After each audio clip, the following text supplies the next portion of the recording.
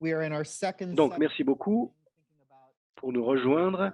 Nous sommes donc à notre deuxième séance de la matinée. Parlons des options de politique pour les chaînes d'approvisionnement. Comment allons-nous aborder les enjeux, la mise en œuvre de politiques?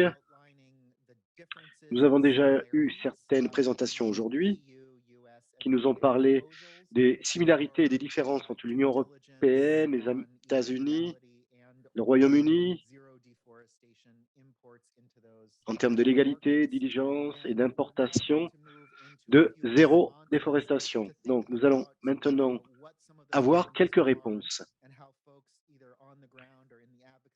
en termes d'enjeux et comment les gens en aval et les communautés abordent ces questions.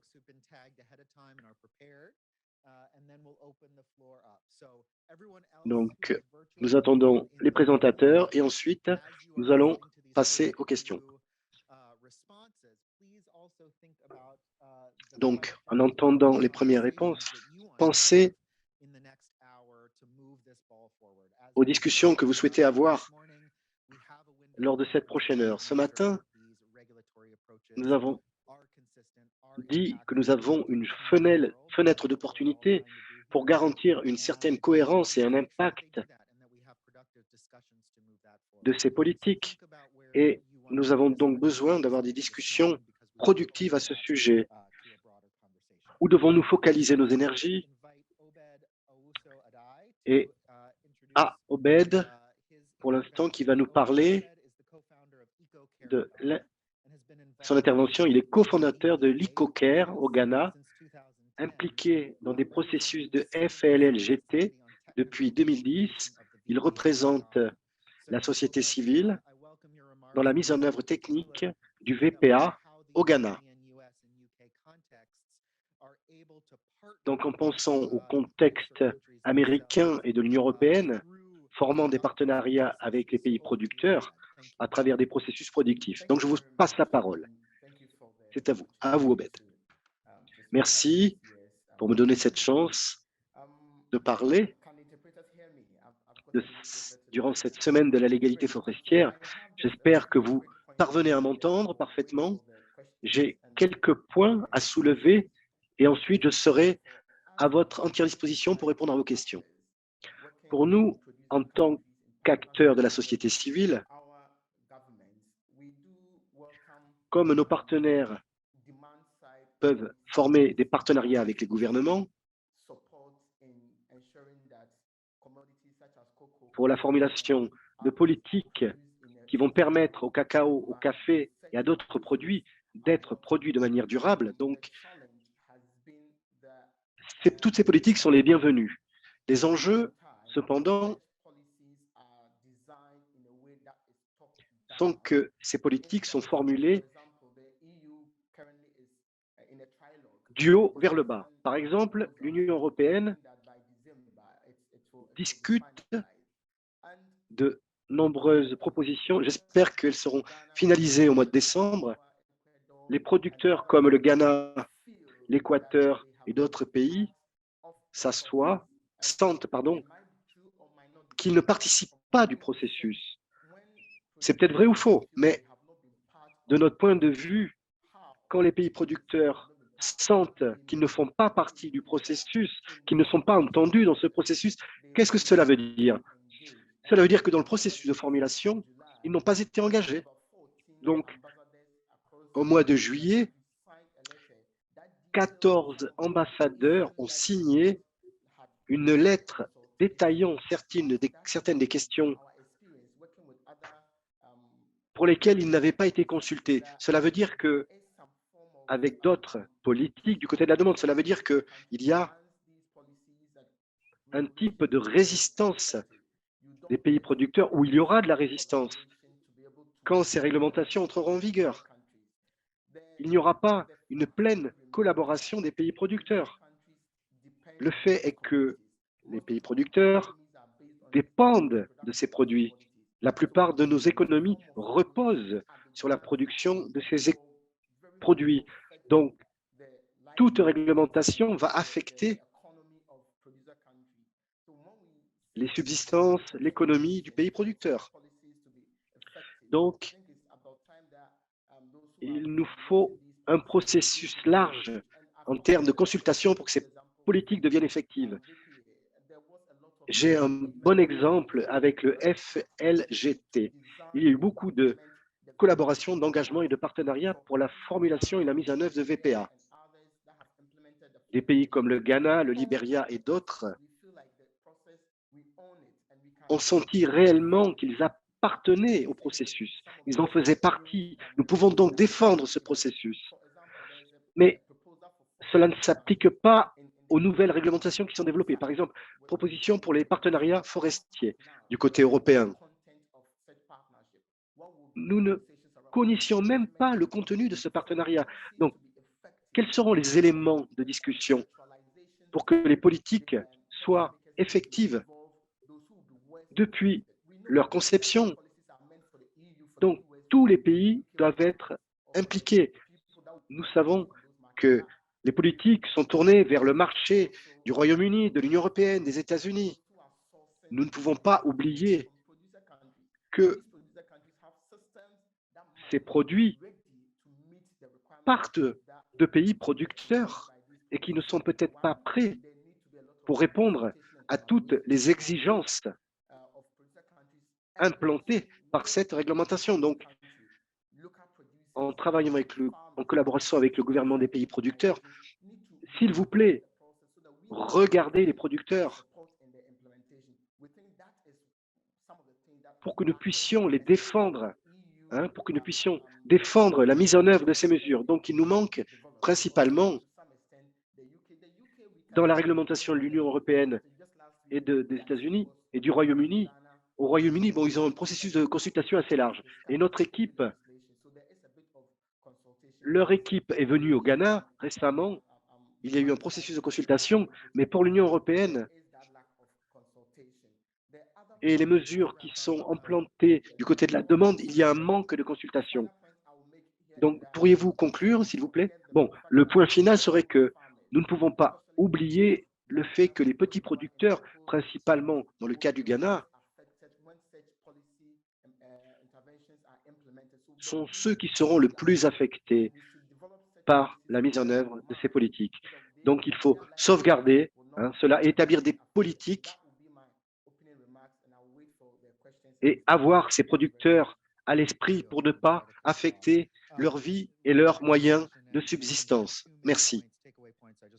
Excusez-moi de vous interrompre, car votre présentation est très riche, mais les consultations sont essentielles, et non seulement dans le processus, mais pour que tout devienne effectif. Nous n'aurons pas de succès si nous n'avons pas un large processus de consultation. Et tout le système alimentaire américain peut dépenser 1% au chocolat, mais pour l'économie du Ghana, ce 1% est très important, dont l'impact sur les pays producteurs sera absolument important. Et pour ceux qui produisent ces produits, c'est encore plus important. C'est leur moyen de subsistance.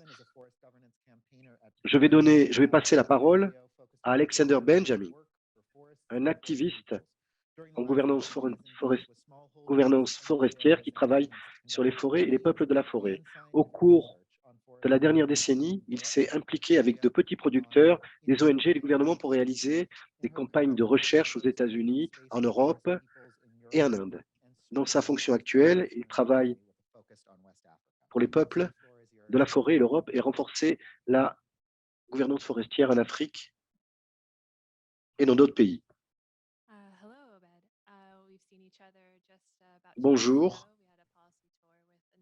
nous sommes vus il y a 2 semaines au BED, je ne sais pas si vous vous rappelez, et je suis très heureuse d'être ici et je suis très heureuse de voir que vous avez eu un espace pour présenter vos propositions. Je vais parler de ce qu'il a dit et de ce qui s'est passé avec les ONG en Europe sur ces questions et quels sont les enjeux principaux et les opportunités qui se présentent. Et une des choses qui est apparue est qu'il y a différentes propositions et différents marchés. Il y a une opportunité.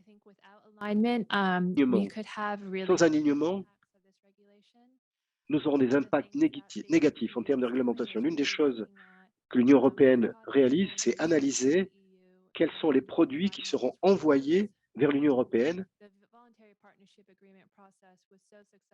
Bon, dans les accords et les processus de partenariat, renforcer les systèmes en aval. Et les deux sont complémentaires. Les processus sont complémentaires. Vous avez besoin d'avoir des partenariats et nous avons besoin d'avoir des réglementations excellentes. Sinon, sans ces accords de coopération volontaire, je dirais que le risque est de séparer le marché. Il y a certains produits vont aux États-Unis, en Union européenne. Comment ceci affecte les petits producteurs? Comment ceci affecte les économies des pays producteurs? Il y a beaucoup de personnes avec qui nous travaillons depuis des décennies et qui nous encouragent à parler avec les uns et les autres aux États-Unis, dans l'Union européenne, au Royaume-Uni, pour être certain que géographiquement, ils fassent ce qu'il faut. Mais bon, c'est une opportunité pour nous. Je sais que,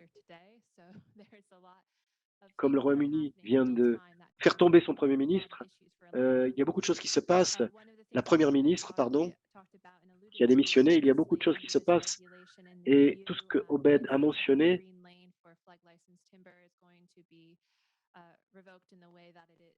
est très important. Donc, il faut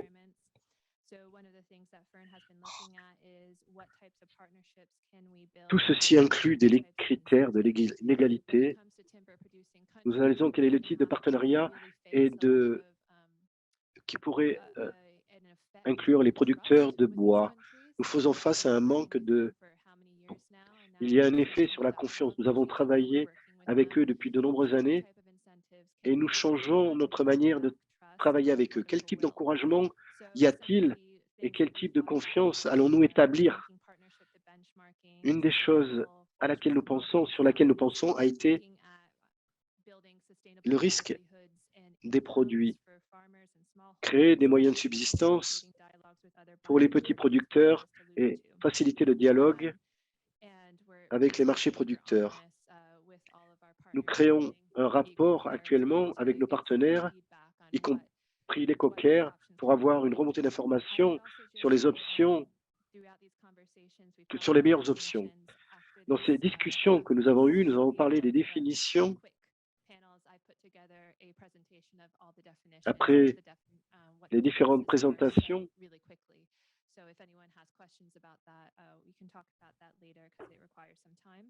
donc, quelles sont les différentes définitions? Cela prendrait du temps à vous présenter, mais bon, je peux vous présenter ça plus tard. Bon, il y a une autre chose que j'aimerais parler. Il y a 3 lettres qui parlent des différentes opportunités. Il y a une lettre des ONG qui parle des petits propriétaires, l'autre parlant des forêts,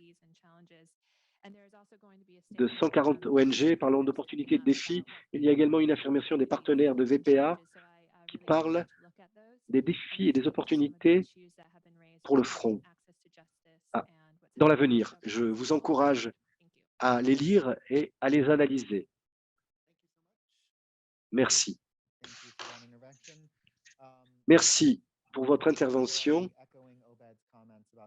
Il y a quelques points soulevés ici sur l'importance, comme Obed l'a dit, l'importance donc de consultation et pas seulement considérer l'impact sur les pays et certaines solutions, comment l'Union européenne et d'autres mesures peuvent adopter et comment les règlements peuvent être établis pour que ces programmes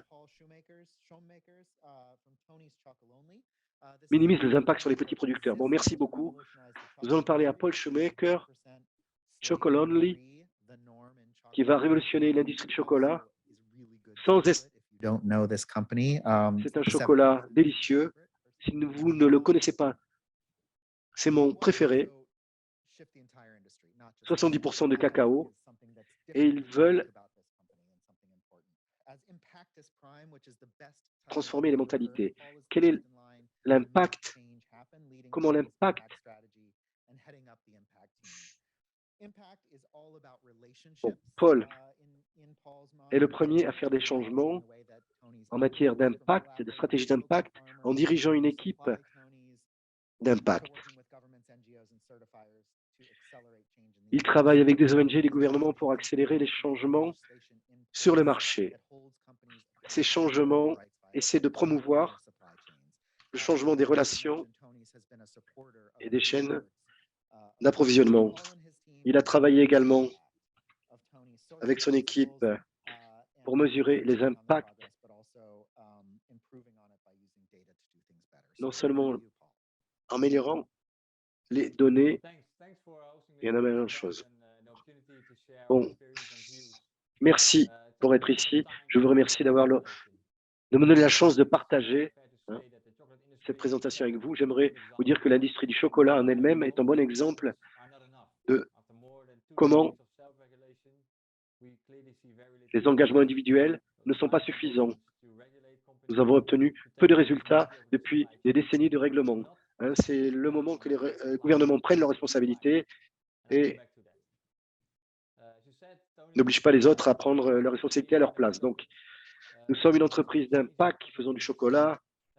Nous sommes ici pour changer l'industrie du chocolat en créant une sensibilisation, en donnant le bon exemple et en inspirant d'autres entreprises à nous rejoindre. Dans notre affaire, nous avons l'intention de changer les normes à travers nos enfants, montrant que le changement est possible.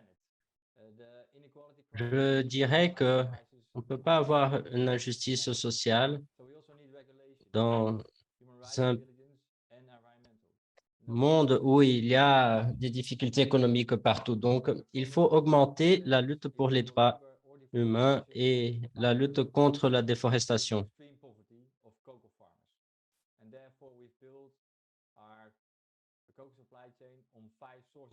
Il faut combattre l'esclavage et nous avons 5 principes que nous défendons, dont le cacao que nous utilisons, il est traçable. Nous payons le prix pour que les producteurs puissent s'échapper de la pauvreté. Donc, nous avons investi plusieurs années aux producteurs pour qu'ils puissent se maintenir de façon financière toutes les années. Nous avons un programme de non-déforestation. Nous apportons la traçabilité aux producteurs et les plantations sont vérifiées par le Polygon Maps pour être sûr qu'il n'y a pas de déforestation illégale. Nous avons la garantie aussi de la traçabilité, que nous avons une quantité réaliste de production de cacao pour éviter de cette façon l'utilisation illégale. Nous allons promouvoir pour les producteurs pour améliorer leur production et on veut protéger les biodiversités. On veut travailler aussi la question d'émissions de carbone que nous n'avons pas encore fini, qui fait partie de notre responsabilité pour le climat. Notre approche similaire à ce qui a été mentionné. Et pour mettre ça en place, il faut que nous fassions cela avec nos partenaires. Ils doivent avoir les données, on les aide à organiser ces données et comme ça, on est sûr qu'ils aient la capacité de garantir cela au quotidien, pas seulement comme un objectif de fiscalisation, mais c'est aussi un outil pour combattre la déforestation. Et je suis sûr qu'ils peuvent utiliser ces données pour leurs propres bénéfices et comment elles peuvent améliorer et professionnaliser leur production.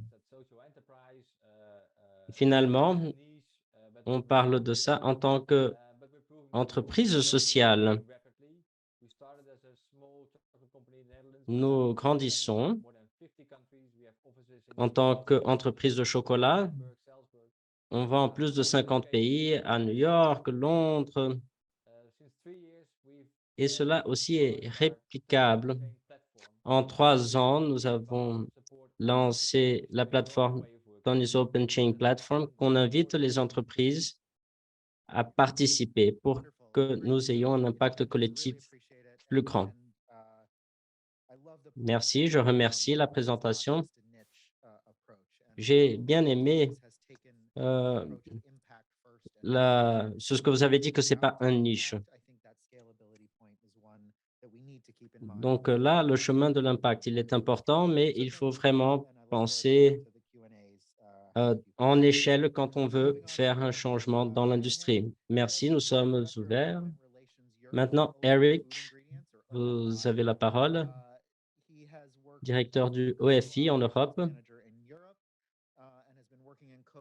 Il travaille en tant qu'opérateur en Europe. Il travaille avec le cacao depuis 1999. Et un des points de discussion, c'est pourquoi nous dirigeons l'attention au cacao. Là, nous parlons de chocolat encore une fois. Il était donc chef du groupe de travail. Il fait aussi partie de l'initiative hollandaise pour la durabilité du cacao et d'autres organismes. Eric, vous avez la parole. Merci. Juste pour vous rappeler de parler un petit peu plus lentement. Bonjour, bon après-midi, j'espère que vous m'entendez. Je travaille pour un des principaux fournisseurs de café, cacao, de lait, de produits laitiers. Et je travaille avec le cacao depuis 1999 et aussi lié à la durabilité, des aspects de durabilité. Et alors, quels sont les principaux enjeux que vous voyez par rapport à la mise en place de mesures de politique? Je vois plusieurs initiatives du secteur privé. Paul a déjà mentionné qu'est-ce que son entreprise fait et d'autres membres du secteur privé, leurs efforts pour faire en sorte que cette chaîne d'approvisionnement soit durable. Au-delà des efforts, nous avons plusieurs initiatives et l'Association européenne de cacao aussi travaille pour que ça soit durable, cette chaîne d'approvisionnement. Là, pour moi, l'enjeu, c'est comment combiner nos efforts. Le total doit être plus que l'addition des parties. Il faut améliorer la coopération de toutes ces parties pour que cette chaîne soit durable. Pour améliorer cette coopération, ce que nous voyons en ce moment, c'est que des États membres créent leur propre législation. Nous avons les Allemands qui font ça, les Français qui font ça, les Hollandais également, de créer leur propre législation. Et pour moi, c'est important que la législation européenne entre en vigueur le plus vite possible pour recréer des conditions équitables. Donc, avoir cette équité, c'est très important pour toutes les entreprises, avec une plus grande coopération également entre les pays et les entreprises. Merci. Impressionnant. Vous avez respecté le temps, très bien. Parce que personne n'a respecté, mais vous avez respecté. Très bien. Félicitations.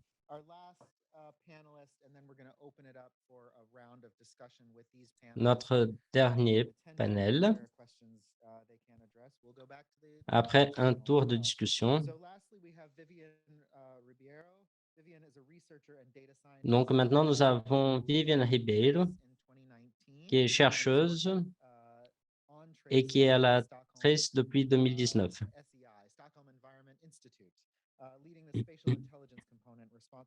Elle travaille à l'Institut environnemental de Stockholm.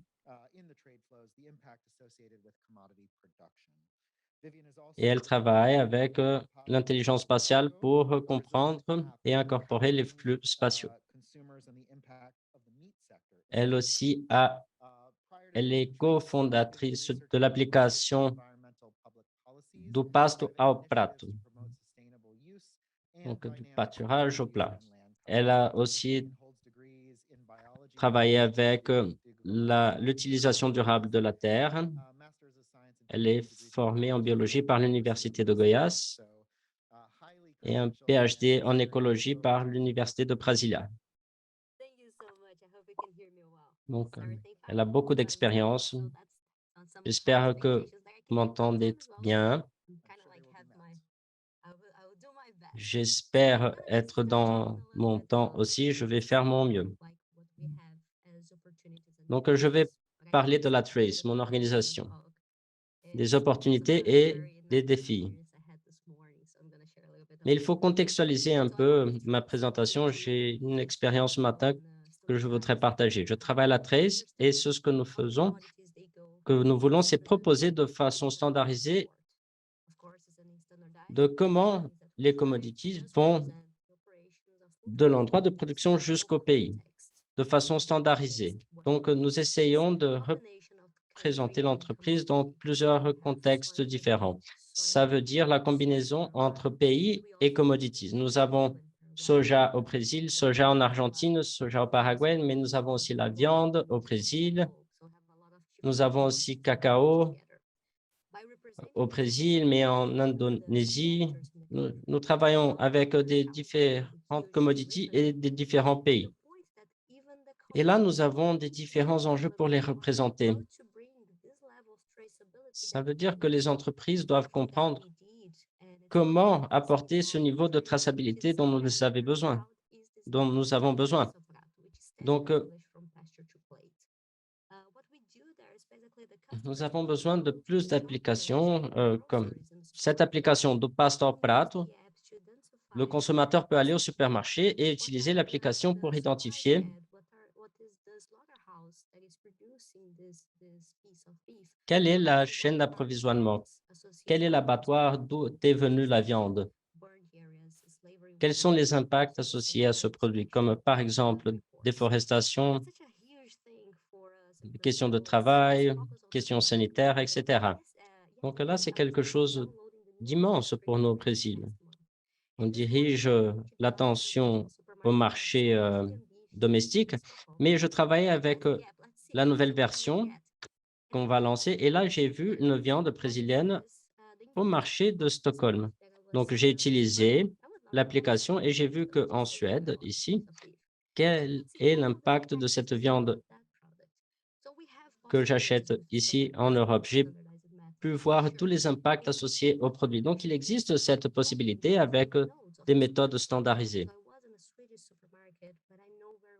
Et si je travaille avec des différents points de cette chaîne,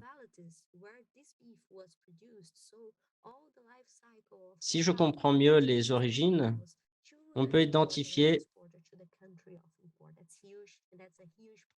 les municipalités depuis où l'élevage a été fait jusqu'à l'abattoir et tout le chemin que cette viande a fait. Et comme ça, on peut réunir et discuter ensemble. On parle de transparence et nous croyons que l'augmentation de la transparence peut aider à mieux comprendre la traçabilité. C'est complémentaire et la transparence nous a apporté une opportunité très bonne. Les acteurs peuvent améliorer leur capacité de traçabilité jusqu'à la destination finale. Nous avons la possibilité de réformuler nos chaînes de production et d'approvisionnement et travailler ensemble. Et nous pouvons aussi autonomiser les consommateurs avec ces informations pour qu'ils puissent prendre des meilleures décisions. Et comme ça, les discussions ne seront pas restreintes à un petit groupe. Donc, c'est ça que je voudrais parler à propos de mon expérience de ce matin. Merci. Merci d'apporter une vision plus humaine. Merci de décrire cette expérience au supermarché. Donc, c'est une bonne façon de conclure les présentations du panel. On ouvre maintenant une discussion. Je vais commencer avec une question pour tous au panel. Et la question que j'ai faite avant, pourquoi 3 de 5 de nos panélistes dirigent l'attention au cacao quand il fallait parler de chaîne de production? Bon, d'abord parce que c'est une industrie consolidée. C'est une industrie, beaucoup de la production sort du pays d'origine. Et c'est donc la raison de l'exportation et consommation domestique. C'est différent pour d'autres commodities. Pourquoi le cacao a-t-il été fortement abordé aujourd'hui? Il y a la question de la durabilité aussi, du cacao, de la chaîne du cacao. Il y a 1 ou 2 récoltes par an où les mécanismes agroforestiers fonctionnent très bien. Pourquoi le cacao est-il différent? Mais comment nous pouvons profiter des leçons apprises avec le cacao et les appliquer pour d'autres produits et d'autres chaînes d'approvisionnement? Obed, c'est à vous. Et ensuite, nous donnerons la parole aux autres membres du panel.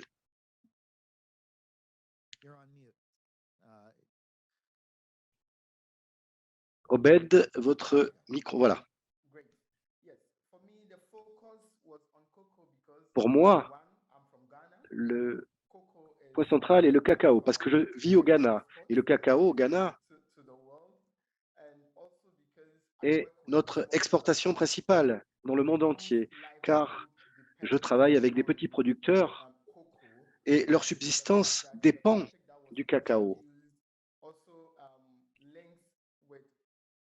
Et les aspects de ce panel sont liés aux politiques pour ces produits et comment les politiques peuvent influencer les vies des petits producteurs.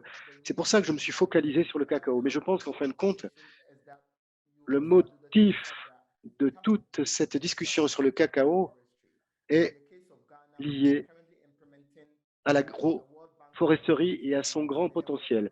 Au Ghana, nous sommes en train de mettre en œuvre un projet de la Banque mondiale dans des zones forestières dégradées. Donc, ce potentiel existe et c'est un secteur très bien structuré avec la participation de nombreuses multinationales qui travaillent sur cette chaîne d'approvisionnement. Plus récemment, l'Union européenne a commencé à établir un dialogue avec le Ghana pour voir comment nous pourrions rendre le secteur du cacao plus rentable. Donc, je suis également producteur de cacao et toujours intéressé par utiliser le cacao comme exemple, pour utiliser le cacao en matière d'exemple. L'utilité des politiques et leur influence sur les petits producteurs, si elles sont bien formulées, en se focalisant sur eux, ont un grand potentiel. Sur le marché international, les prix du cacao continuent de baisser, mais les producteurs ont besoin de survivre. Et certaines des politiques mises en place pourraient aider à garantir la subsistance de ces petits producteurs à travers une bonne formulation, une bonne mise en œuvre de ces politiques. Et je pense que le cacao est devenu un élément important dans l'actualité. Merci. Obed. Alexandra, vous n'êtes pas productrice de cacao. Quelles sont les leçons apprises? Quels sont les enseignements que nous pouvons tirer pour les autres produits. Nous avons travaillé ensemble avec Obed dans le secteur du bois. Il nous a parlé de son expérience en tant que producteur de cacao, mais il a également une expérience dans les forêts, et moi également. Je pense que le cacao nous permet de voir, d'examiner également le secteur de bois pour aider à comprendre ce que nous pouvons faire à l'aide de partenariats et de l'historique que nous avons construit ensemble. Les acteurs au Ghana sont très enthousiastes. Je parle du Ghana car c'est l'un des pays où je travaille et ils sont très enthousiastes par les enseignements appris avec les VPA. Et beaucoup de personnes dans le secteur du cacao veulent des réglementations ambitieuses. Il y a eu des avancées en matière de prix du cacao et comment pouvons-nous utiliser ces politiques pour garantir un moyen de subsistance suffisant pour les petits producteurs. Donc, c'est une étude de cas très intéressante en termes de soutien pour les petits producteurs, de suivi, d'accès à la justice et tous ces autres aspects liés. Nous avons discuté jusqu'à présent. Obed est très modeste, car il a également une expérience en forêt, dans les forêts, non pas seulement dans le cacao. Merci. Merci. Dans votre travail, dans votre entreprise de chocolat, j'aimerais connaître un peu les interactions et les apprentissages avec d'autres lignes de production, celles plus complexes. Avec le café, par exemple, y a-t-il des parallèles qui existent? Et comment s'applique, par exemple, à l'élevage? La plupart du système de l'élevage n'est pas inséré. Il y a soja également? Donc, il y a une application pour le soja. J'aimerais connaître votre opinion à ce sujet. Oui, c'est vrai. Vous avez déjà apporté une partie de la réponse. Quand nous parlons de produits qui peuvent être cultivés par des petites productions comme le café, les parallèles sont évidents.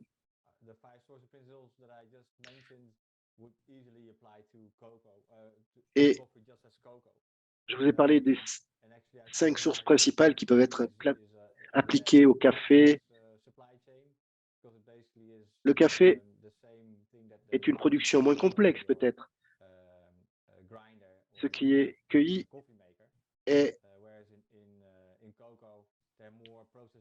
traité et vendu. Donc avec le cacao, il y a davantage de traitements.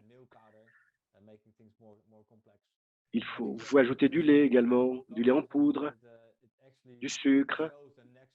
Dans le cas du cacao, du café, pardon, il y a une certaine inégalité et les prix liés et une question de régulation. Pour les producteurs professionnels, il faut que la régulation soit beaucoup plus claire et les protéger comme nous le faisons avec les exigences alimentaires.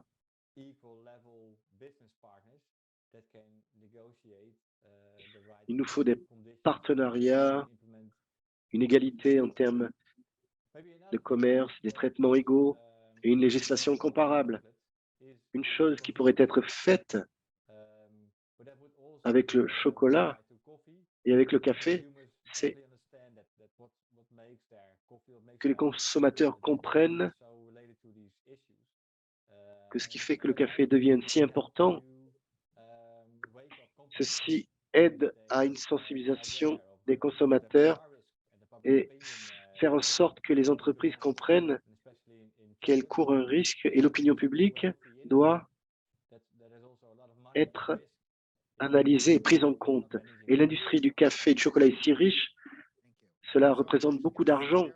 Si vous ne faites pas attention à l'opinion publique, vous prenez des risques. Je vais passer Et y a-t-il une connexion entre le consommateur, la barre de chocolat? Y a-t-il un marché en aval? Arrivez-vous à diviser le partager pour avoir une connexion? Et quel est le plaisir que les personnes ont avec le chocolat? Y a-t-il une attraction, la même attraction avec le chocolat qu'avec le café quand vous achetez une viande?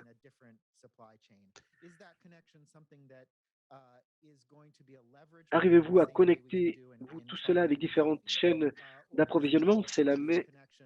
Est-ce que vous procédez de la même manière avec le chocolat, le café, ou s'agit-il de démarches différentes par, par rapport à la viande, par exemple? C'est une question excellente. Je pense que cela dépend du type de consommateur engagé. Donc, si vous avez une initiative comme celle-ci en Suède, nous avons, nous focalisons fortement sur le marché domestique, nous pouvons voir il y a des manières différentes. Quand vous pensez, je parlais récemment avec un ami en Suède. Nous avons Greta Thunberg. Quand vous analysez ce que nous avons appris à l'école, en Suède, vous discutez déjà des impacts des chaînes d'approvisionnement. Ils sont très avancés. Au Brésil, c'est très différent. Les gens ne sont pas sensibilisés en tant que consommateurs. Et cette différence éducative est énorme.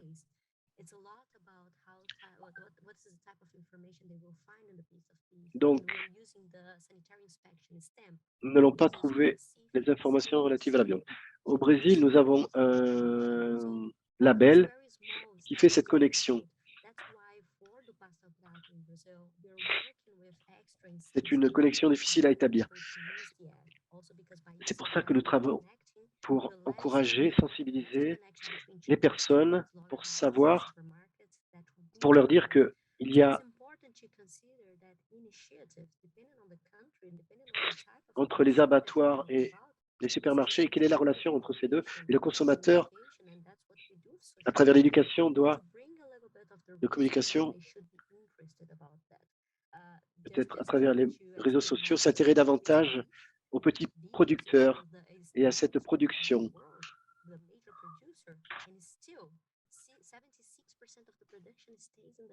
Donc, 76% de la production reste au Brésil. C'est un producteur qui a des consommations internes élevées. Donc, il faut penser à toutes les variables et savoir qu'est-ce qu'il y a derrière ce que le public demande. Donc, vraiment, il y a un éléphant dans la salle. On parle de richesse, d'un consommateur en Suède qui achète du café à Washington en achetant de la viande. Donc, j'aimerais bien entendre Eric.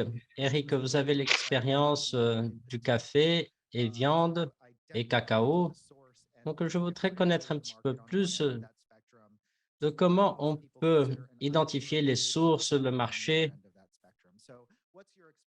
de qu'est-ce qui est un spectre non différenciable. Quelles sont les leçons qu'on peut apprendre par rapport à l'huile de palme? Oui, c'est une bonne question, difficile de répondre. Je connais beaucoup sur le cacao et je connais rien sur l'huile de palme. Vous pouvez répondre à la question que vous voulez. Donc, je vais prendre alors la question d'avant. Pourquoi on travaille surtout avec le cacao? J'ai travaillé avec le cacao plusieurs années et avec une production avec des bons ingrédients, pas seulement café, mais cacao aussi.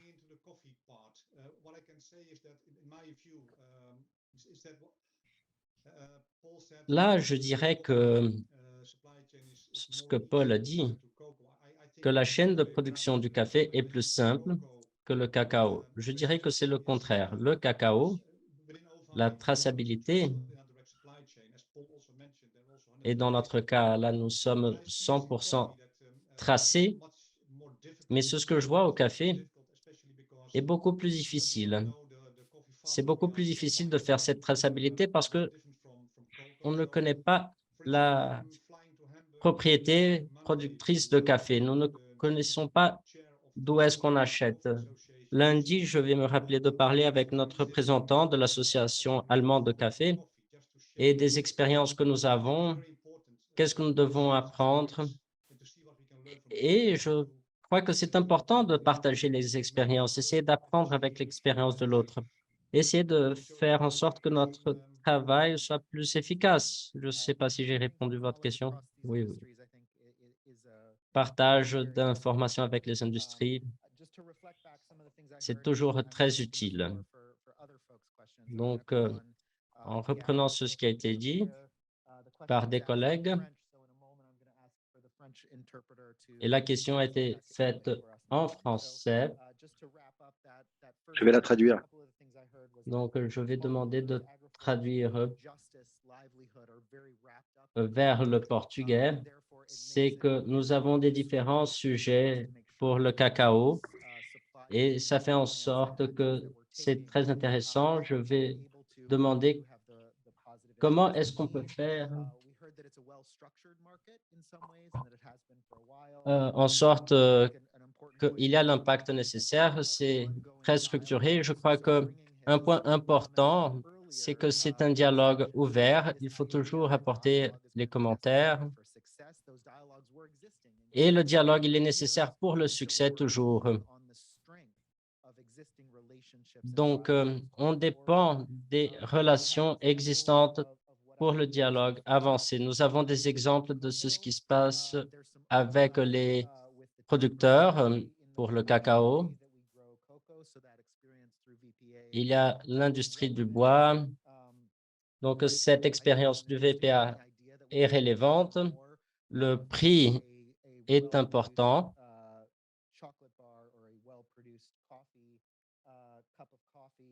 Et donc, payer plus pour le chocolat qui est bien produit, c'est bien. Payer plus pour un café bien produit, c'est bien. Donc, on doit penser cela pour soja et viande. Après, il y a une crise d'inégalité et climatique. Et il y a aussi un élément qu'il faut penser avec l'agriculture. Il faut penser cacao, café, le thé. Les grands producteurs de bois, ils ont un impact. Et il y a une connexion avec le consommateur. On a entendu quelques connexions en disant qu'il y a déjà cette connexion de cacao et café, mais peut-être il y a aussi l'éducation, des façons de faire la publicité pour que cette connexion soit plus logique et mieux vue dans la société. Donc maintenant, on va passer à l'interprète en français.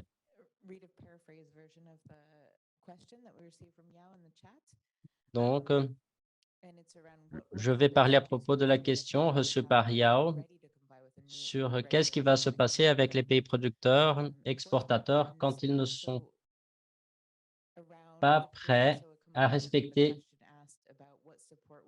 la réglementation européenne. Et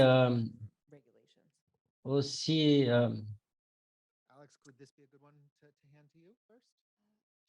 bon, Alex, est-ce que vous pouvez parler à propos de la question? Oui, je vais essayer de répondre. OB peut-être aurait quelques idées à propos de ce sujet. Donc, l'Union européenne suggère une période de transition pour quelques parties prenantes. Et il y a le commentaire que des petits producteurs soient affectés.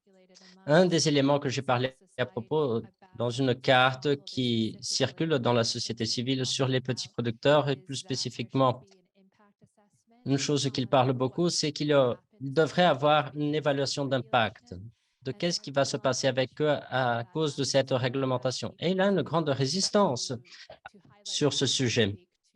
Je dirais que les personnes doivent souligner cela quand ils vont parler avec les représentants du gouvernement, parce que c'est une chose que beaucoup de gens sont préoccupés avec.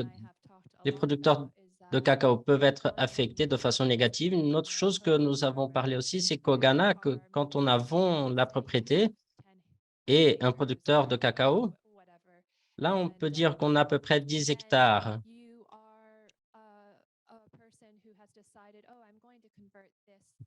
Et là, il y a quelqu'un qui a décidé en disant, bon, je vais convertir un tiers de cela et ma famille aura le reste à convertir à l'agroforêt de cacao.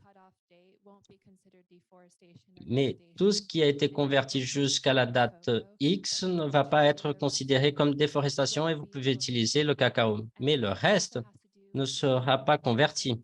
Et ça aussi, c'est lié avec la définition initiale que nous avons parlé à propos, que les agroforêts, comment seront-elles considérées quand on va convertir de forêt vers agroforêt? Donc, comme vous savez, il y a des différentes couvertures de forêt, des différents types de forêts. Il y a des différents systèmes de pâturage pour l'agroforêt. Et ce que les gens parlent à propos aussi, c'est qu'il faut avoir un soutien pour les petits producteurs pour garantir qu'ils puissent respecter la réglementation. Mais je crois que beaucoup de gens sont préoccupés avec cela. Et il n'y a pas de réponse claire pour les petits producteurs. Et par rapport aux pays producteurs, c'était quoi la question déjà? Non, je ne me rappelle pas. Pas grave. Bon, la deuxième partie de la question, c'était de qu'est-ce qui serait disponible pour les pays producteurs pour qu'ils puissent respecter la réglementation proposée. Il n'y a pas beaucoup de détails de comment seront faits les partenariats.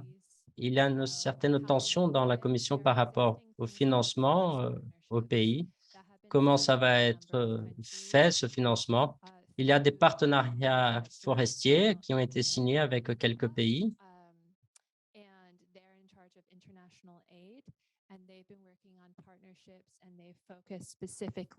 Et il y a donc ce travail fait avec des partenariats en mettant l'accent sur des forêts et bois, mais sans argent, sans ressources pour impliquer l'agro-commodities. Donc, peut-être ça serait un chemin pour soutenir les pays à respecter la réglementation. Ce n'est pas très clair de comment cette coopération puisse être faite. Nous avons fait une investigation de plusieurs politiques et il me semble que nos visions de partenariat sont un peu différentes. Nous avons beaucoup de leçons à partir du processus de VPA, mais je ne crois pas que ce soit la vision pour les partenariats et coopérations futures. Si la vision est de donner aux pays des financements, s'ils ont besoin d'aide pour respecter les règles, sinon ils ne vont pas recevoir les ressources. Donc, ça serait mis à disposition des pays, peut-être basé sur des risques. Donc, les pays avec des risques plus grands recevraient plus de ressources. Bon, je dirais que les personnes doivent faire la pression vraiment. Donc, Obed, quelle serait votre réflexion à propos? Donc, par rapport à la première question, je crois que la question de la pauvreté, si la réglementation se suit et les producteurs arrivent à faire la due diligence en envoyant le cacao au marché européen, il y aura la pauvreté entre les familles productrices de café.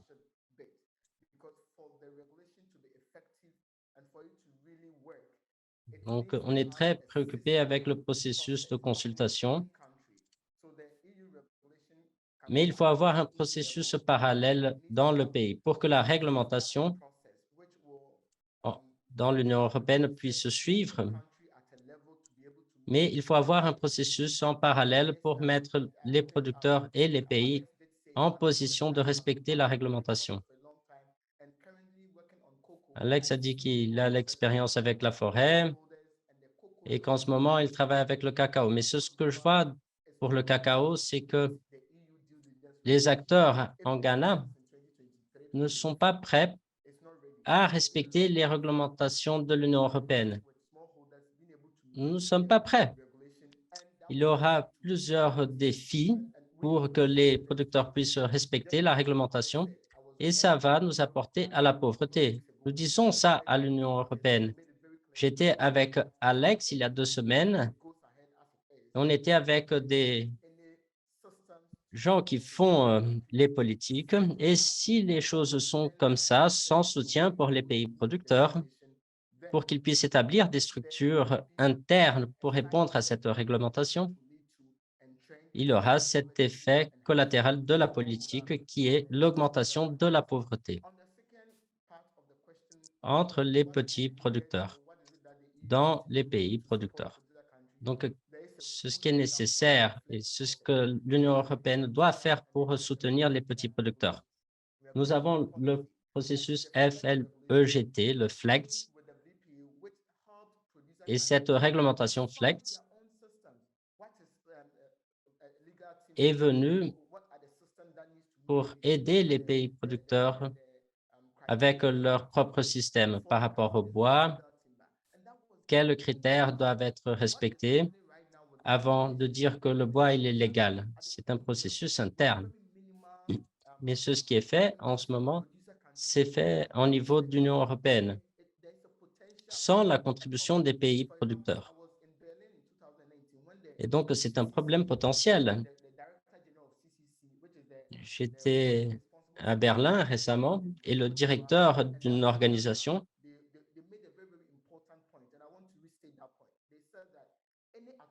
ce représentant donc a dit que tout essai de l'Union européenne d'imposer des réglementations sur le secteur de cacao sans un processus de consultation va trouver des résistances. Donc, en Ghana, au Conseil du cacao,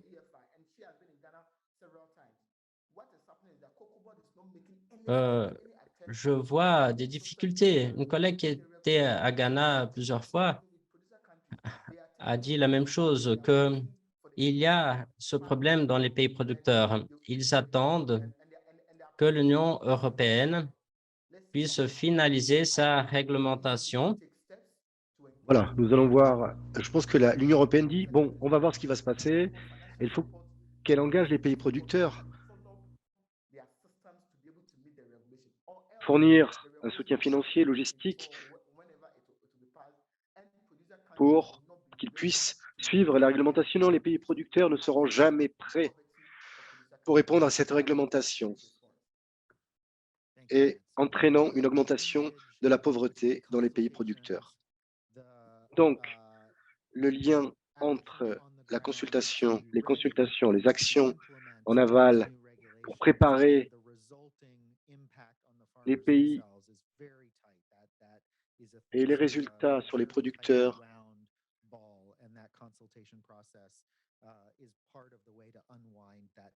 il y a une connexion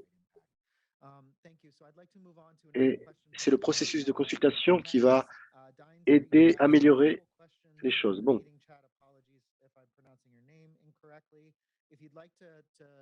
Il y a 2 autres questions sur le chat. Si vous voulez en choisir une, sinon je vais choisir l'une des deux pour les lire. Magnus, vous voulez nous rejoindre? Thank you, Merci. Excellente présentation. Vous travaillez déjà avec des technologies de blockchain et Tonis. Yeah, thanks. Good question, Magnus. I also answered it in the chat already. Bonne question, Magnus. J'ai déjà répondu sur le chat, je pense, quand j'ai dit que pour tout le chocolat que nous vendons, nous avons une traçabilité avec nos partenaires. Ce n'est pas une chose qui est arrivée automatiquement, qui n'est pas commune, mais c'est possible. Nous l'avons démontré. Nous avons démontré que c'était possible. Il semble que le cacao est beaucoup plus avancé dans les Pays-Bas que le café. Quand nous avons commencé, tout le monde s'est moqué de nous. Ils nous ont dit non, c'est impossible de faire ça avec une ou deux coopératives ou plantations, mais les fournisseurs, vous n'arriverez pas avec les fournisseurs ghanéens à avoir une traçabilité. Mais chaque fois plus, des grandes entreprises travaillent sur la traçabilité, prouvant que oui, c'est possible. Pour revenir à la question sur les blockchains, quand nous parlons de traçabilité, il s'agit d'une technologie très intéressante. Actuellement, nous ne l'utilisons pas à cause du fait que, avant l'apparition des blockchains, nous avions déjà développé un système de traçabilité avec tous les partenaires, envoyant et recevant des informations sur une plateforme, sur le cloud. Le blockchain est intéressant pour les transactions numériques, par exemple. Mais passer du physique au numérique est très compliqué. Comment faire? Dans la chaîne d'approvisionnement du cacao, par exemple, on finit par perdre un peu le poids dû aux variations d'humidité, certaines questions. Avec le Bitcoin, ça ne se passe pas ça. Avec le blockchain est capable de faire cela numériquement. Mais suivre une chaîne d'approvisionnement est assez difficile. Et nous pensons que nous devons aborder d'autres problèmes pour le cacao, pour le café, pour le soja. C'est retirer l'anonymat du produit. Et nous devons construire une chaîne de partenariats et de partenaires qui se font confiance. Le blockchain fait l'opposé de cela. Il est très utile, le blockchain, pour enregistrer des transactions anonymes entre deux acteurs. C'est pour ça qu'il est si populaire parmi les criminels. Et voilà, et pour les personnes qui veulent acheter ce qu'on n'a pas le droit d'acheter normalement. Donc, nous avons l'initiative Better Culture qui partage des informations avec des partenaires qui se connaissent très bien et qui se font confiance. Une question, le Bitcoin peut même disparaître? Viviane. Je n'ai pas de Bitcoin et j'en suis très heureuse. Vous avez fourni une réponse excellente. J'aimerais ajouter une chose.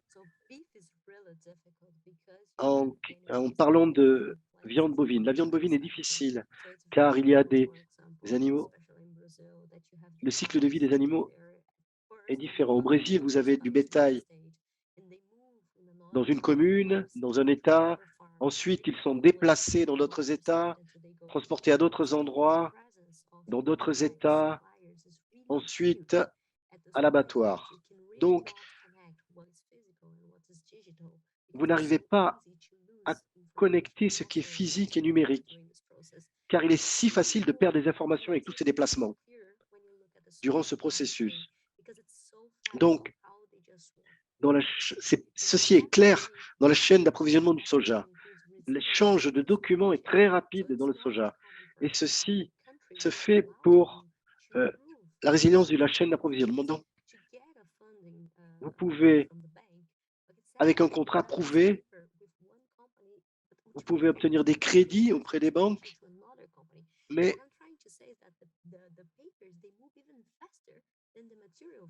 ceci est transféré vers d'autres entreprises. Ceci également a lieu sur les ports Cela coûte cher d'envoyer sa production à partir d'un port. Donc, avec tous les risques climatiques auxquels nous faisons face, il se peut que je n'arrive pas à fournir le soja à cause d'un problème avec ma récolte, par exemple. Donc, il nous faut avoir une traçabilité depuis le local de production jusqu'à l'installation logistique. Vous allez avoir besoin d'autres sources d'informations pour pouvoir installer cette traçabilité. Et ceci est très important. Donc, les informations fiscales, informations sanitaires, des choses construites.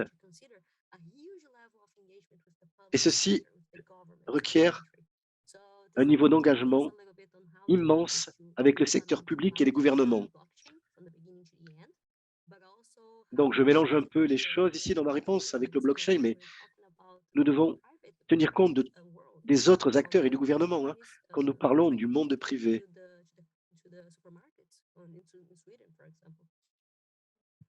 De l'entreprise jusqu'au supermarché, en Suède par exemple. Excellent point. Je n'avais pas aperçu la complexité qu'il y avait dans le cacao, mais il n'est pas impossible de faire les choses, nous l'avons vu. La viande ne vient pas de nulle part.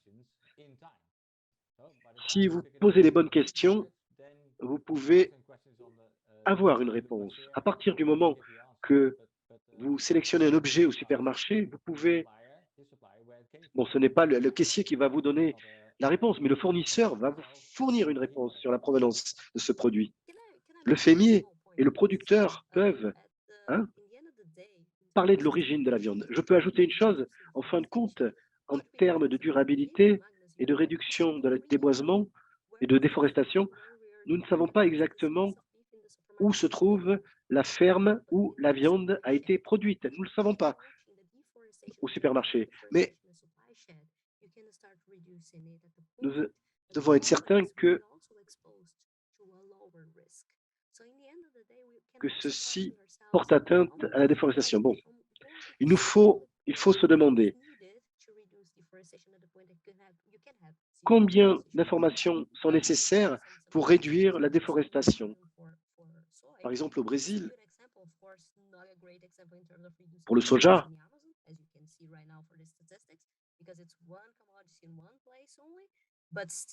bon, il y a des déforestations qui sont spécifiques à une région, mais c'est une chose que nous devons avoir à l'esprit. Et nos perspectives changent souvent et requièrent un besoin de traçabilité de la source jusqu'à l'origine, jusqu'au supermarché. Donc, je pense que le concept de blockchain peut être utilisé dans le cacao. Au Ghana, nous avons commencé à mettre en place un système de collecte de données pour le cacao. Mais le problème que nous avons au Ghana et que nous essayons de réparer est qu'il y a un peu de résistance du secteur privé. Et Tony, qui est ici, et beaucoup de personnes de l'esprit du cacao le savent. Le secteur privé, dont le partage d'informations et de données avec le secteur privé n'est pas facile, spécialement avec le cacao, parce qu'au Ghana et dans d'autres pays, la source des graines vient de zones protégées. Les graines viennent de zones protégées. Voilà, le secteur privé s'était engagé à ne plus utiliser de cacao provenant de zones protégées. Mais il y a une résistance quand nous voyons les données collectées. Si nous décidons donc de le faire réellement et d'utiliser un système de blockchain, vous avez un système qui donne accès online sur les informations partagées. Le secteur privé va résister. C'est pour ça que l'État doit développer ses propres moyens, ses propres données, ses propres systèmes pour suivre le cacao. Le secteur privé pourrait aider les pays dans le partage de ces informations. Mais la vérité, c'est que il y a beaucoup de résistance.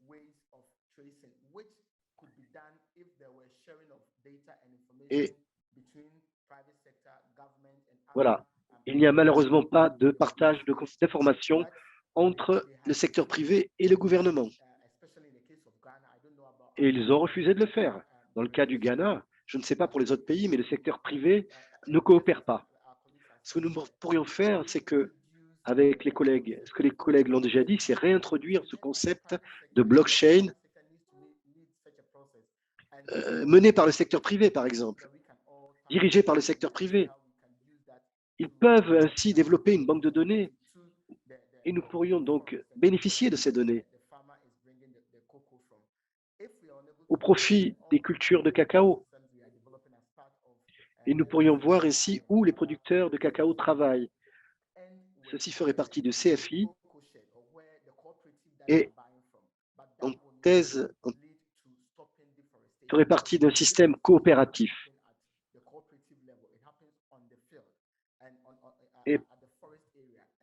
Et peut-être que ceci ne découlerait pas obligatoirement sur une absence de déforestation. Bon, nous ne savons pas où est produit le cacao parfois, et l'idée du blockchain serait d'identifier donc tous ces lieux de production. Et donc, il faudrait que le secteur privé soit disposé à partager toutes ces informations. Eric, s'il vous plaît. Merci. J'ai des nouvelles à vous annoncer. Le secteur du cacao est disposé à partager les informations avec des entreprises comme Scargirl, Manicalbat, qui sont disposées à partager les informations en termes de traçabilité. Et je pense que c'est une bonne nouvelle. Et la mauvaise nouvelle, c'est que je ne comprends pas ce qu'est un blockchain, donc je ne peux pas trop vous donner mon avis à ce sujet. Je n'ai pas trop compris ce que c'était, mais le secteur privé est disposé, je peux vous le dire, à partager ces données. Deux prochaines questions, s'il vous plaît. Je pense qu'il y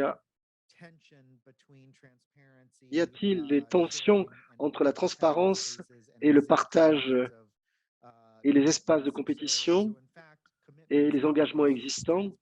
Le fait que les engagements peuvent réduire la transparence si nous ne prenons pas de précautions. Donc, il y a des blockchains, mais cette notion que la transparence pré-compétitive et post-compétitive est très intéressante. La deuxième, bon, en enlevant l'anonymat du marché, en mettant davantage d'anonymat sur le marché, c'est un point intéressant. Je pensais avoir honte. Je voulais passer à une autre question, mais je pensais au fond de moi-même, est-ce que c'est le dernier stage? Quand je travaillais à Chicago Bird, stagiaire, personne ne savait quel lot de soja.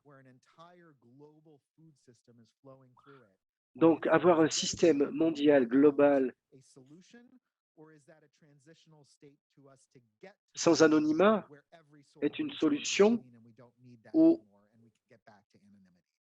nous n'avons pas besoin de cela.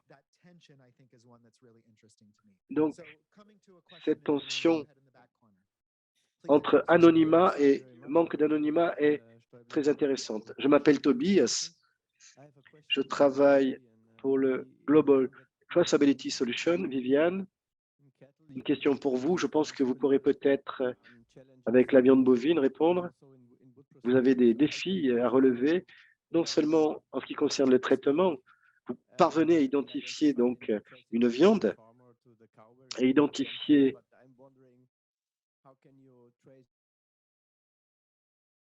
mais comment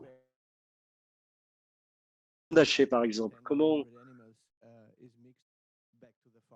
de la viande mélangée provenant de centaines d'animaux. Avez-vous déjà pensé à cela?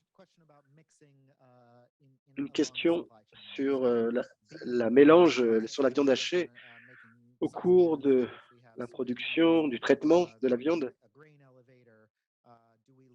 Avons-nous...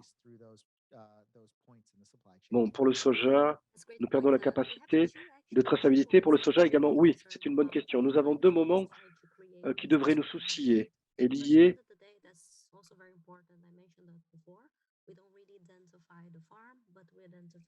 Bon, nous n'identifions pas nécessairement la ferme, mais nous identifions le local où a été stockée la viande. Et au Brésil, fait partie du supply chain. En termes d'exportation du Brésil vers d'autres pays, c'est beaucoup plus facile car il y a des inspections sanitaires qui sont réalisées régulièrement. C'est très rigoureux.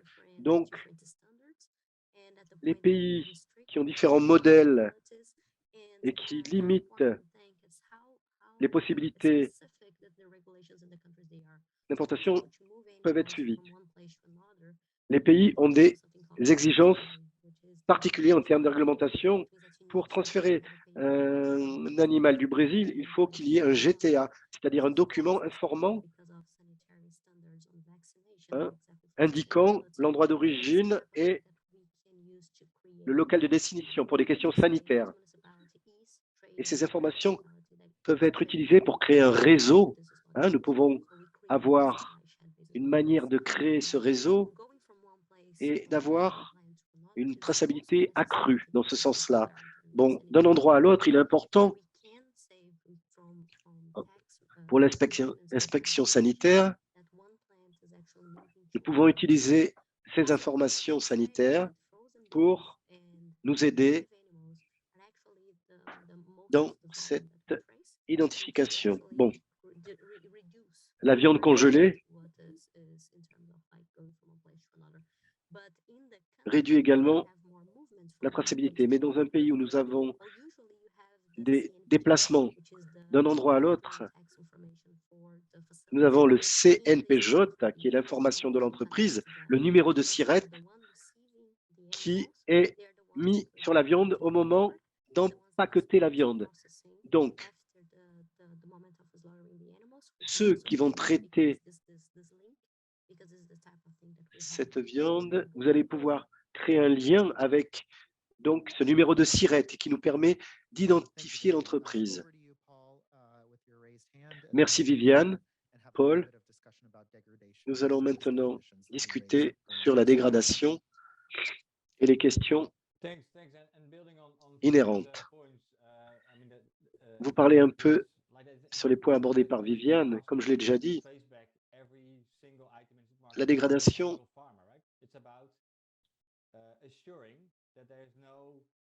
ne permet pas d'identifier. Bon, il faut garantir qu'on ne mélange pas différents types de viande ou de cacao.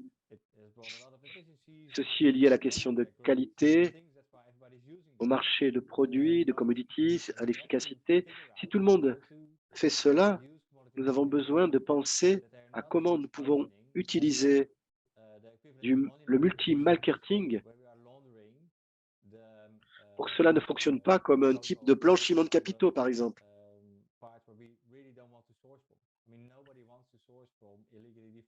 Car personne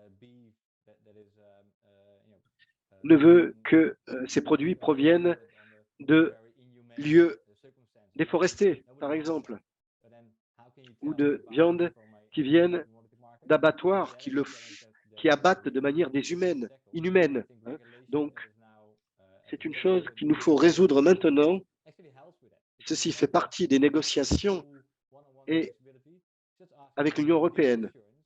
Nous voulons donc la garantie et s'assurer que ce qui est vendu sur le marché vient d'une source sûre et non pas d'un endroit avec lesquels nous ne voulons pas de contact.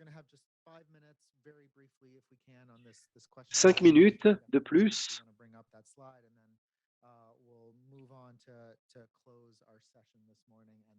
Et ensuite, nous allons terminer notre conférence.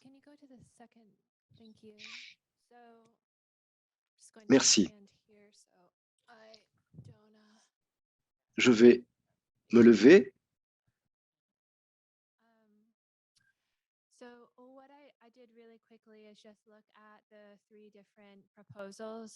Voilà, j'ai regardé rapidement les trois propositions pour faire un sommaire, un résumé. Donc, où il y a un dialogue entre les trois parties. Parlons du texte final. J'essaie de finaliser tout cela d'ici la fin de l'année. Bon, le texte original élaboré pour la dégradation signifie des opérations d'extraction qui causent une réduction, une perte de la productivité biologique et économique et la complexité des écosystèmes forestiers résultant, débouchant sur la réduction de long terme de fourniture, de bénéfices de la forêt, provenant de la forêt, qui inclut le bois, la biodiversité et d'autres produits et services. Donc, pour le Conseil européen, la dégradation forestière signifie changement structurel dans la couverture forestière.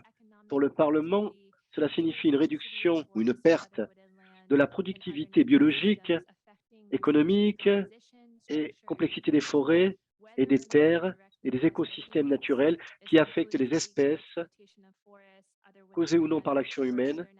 Et ceci inclut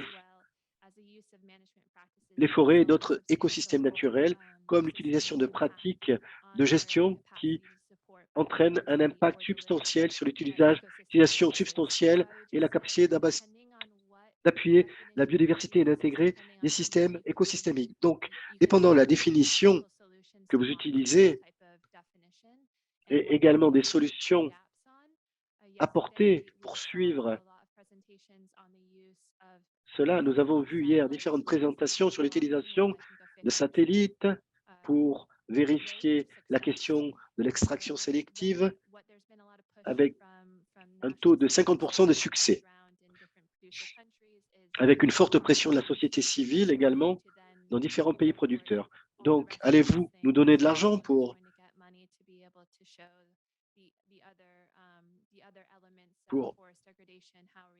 les petits producteurs vont-ils être capables de présenter d'autres éléments en termes de dégradation forestière? Et voici une autre question.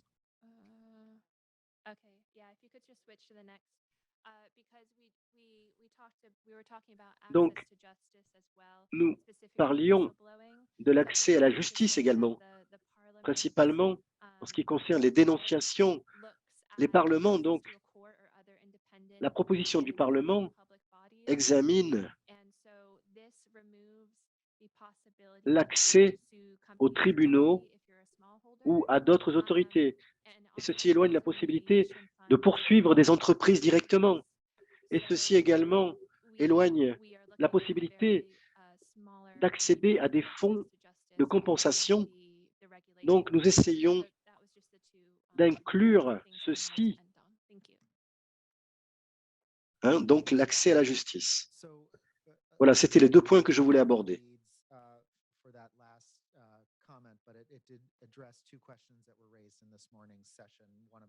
Il y a encore deux questions qui ont été posées ce matin sur la dégradation et les actions en justice qui sont très importantes.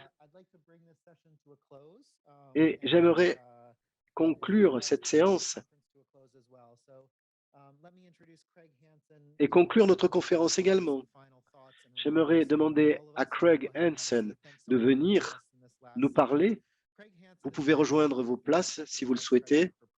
Et donc, Craig Hansen est directeur gestionnaire de WRI et est responsable de garantir les transformations systémiques nécessaires pour une transition durable vers un programme zéro déforestation. Donc, il a co-développé différentes initiatives. Il a été très actif au sein de WRI, travaillant sur le lancement de la Global Forest Watch, Global Forest Initiative, le protocole également de perte et de gaspillage d'aliments. Et donc, Greg a été un leader dans notre domaine depuis de nombreuses années. Il est co-auteur également du rapport World Resources et également auteur de nombreuses publications dans le domaine de la restauration, réhabilitation. C'est un leader dans notre domaine. Merci beaucoup. Tout le monde va bien? Tout le monde est prêt pour la conclusion de cette conférence? Je vois que Lars est ici. Donc, il y a quelques fondateurs ici avec nous. C'est très bon de voir ces gens ici. Merci. Donc, soyez les bienvenus à la semaine de la légalité forestière. C'est un événement hybride. Donc, merci beaucoup pour votre patience. C'est une nouvelle vague, hein, c'est un nouveau format, en quelque sorte, hybride. Et c'est excellent car cela permet de réunir davantage de personnes. Et j'espère que vous aurez appris beaucoup de choses, j'espère que vous aurez fait de nouvelles connexions qui vous aideront dans vos activités et que vous puissiez vous inspirer des efforts internationaux en termes d'extraction illégale de bois dans toutes les parties du monde. Nous sommes tous isolés parfois, mais il faut nous connecter. Nous ne sommes pas seuls. Beaucoup d'entre vous travaillent ensemble déjà vers les mêmes objectifs. Cette réunion a été excellente pour parler du bassin amazonien également, qui est un problème qui ne va pas disparaître. Nous aurons des élections prochainement et il y a beaucoup de gens ici qui travaillent sur cette région et j'espère que nous pourrons aider à lutter contre les activités illicites dans cette région. Nous travaillons également avec l'Union européenne, avec les États-Unis, le Royaume-Uni, pour atteindre zéro déforestation dans les importations. Donc, je vous félicite à tous pour tous vos efforts. Comment est ce nouveau monde? Le travail sur la légalité va au-delà des forêts.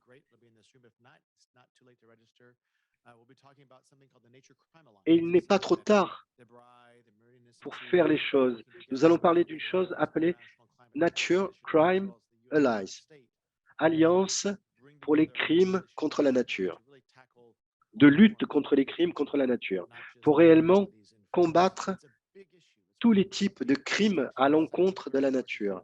Donc, en vérité,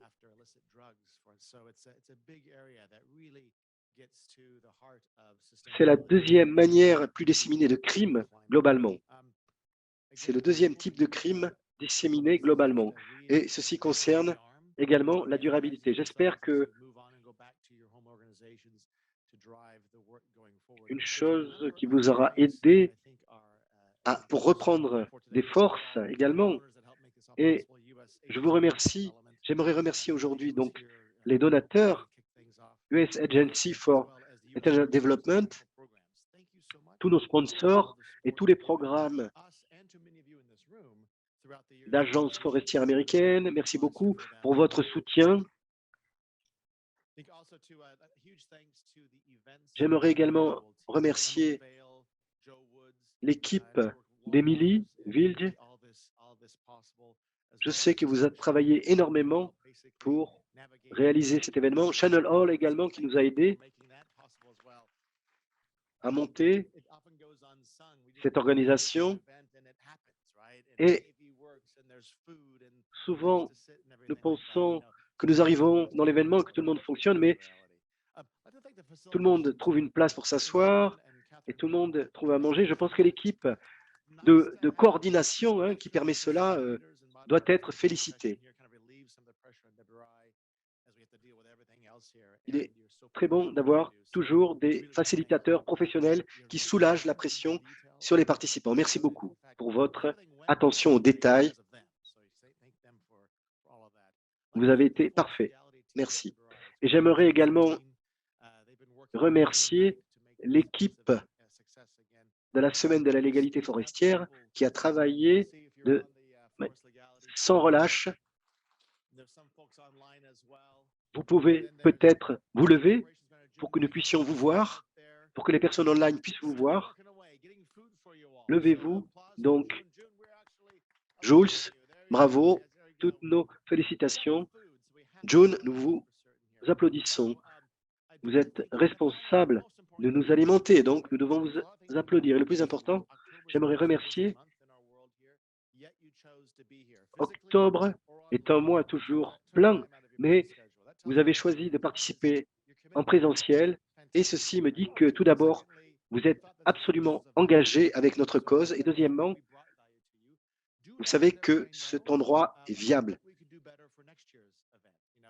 Donc, dites-nous ce que nous pouvons améliorer pour le prochain événement. Dites-nous ce que vous avez aimé et dites-nous ce que vous aimeriez voir de nouveau ou ce que nous pouvons changer, car nous voulons toujours nous améliorer pour vous, pour la cause, pour le mouvement. Donc, réellement, nous voulons ajouter de la valeur à cet événement. Et nous sommes ouverts à toutes vos suggestions. Donc, Amy également, pour conclure. Merci beaucoup.